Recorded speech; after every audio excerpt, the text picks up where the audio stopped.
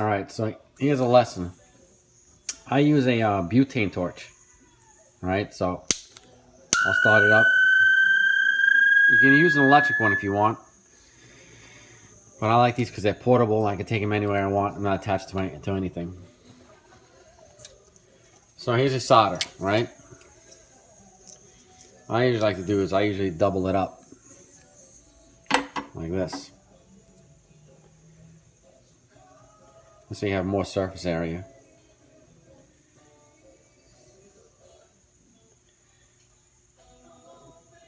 You see that? Alright, so what I do is I usually test it. I don't know if you can see that. Immediately it starts. So what I usually do is, this is called tinning, right? You want to prep your wire first, here. Right? So you just hold it. Right? If you could tell.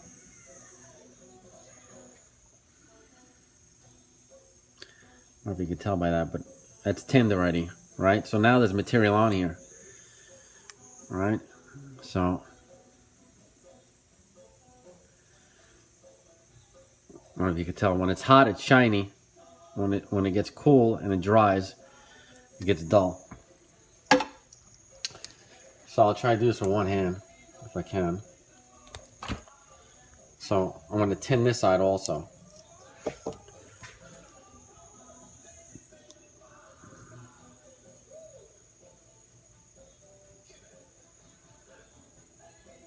Right?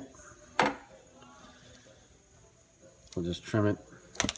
So now both sides are tinned, right? So now it's much easier for the stuff to stick to itself because solder will stick to solder much better. Alright, so let's see if I can do this with one hand. I'll just solder them like this. I'll hold that up.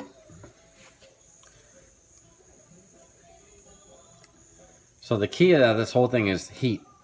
You got the right amount of heat on your torch. Right, so now, I don't know if you can tell. You can see how it's together. And that's it. It's together.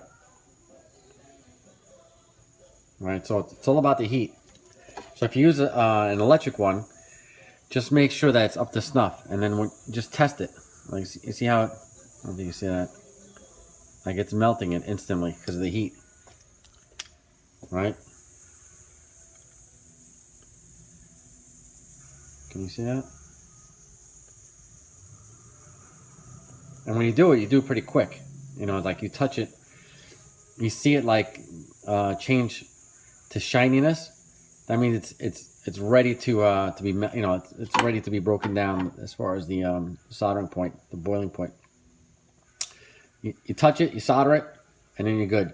The same thing goes on the other end. So on the circuit board that you're gonna take it, you're gonna touch a dab on either side of the light that's existing there, because it's copper. It'll stick instantly to it, right? Because the copper is fresh.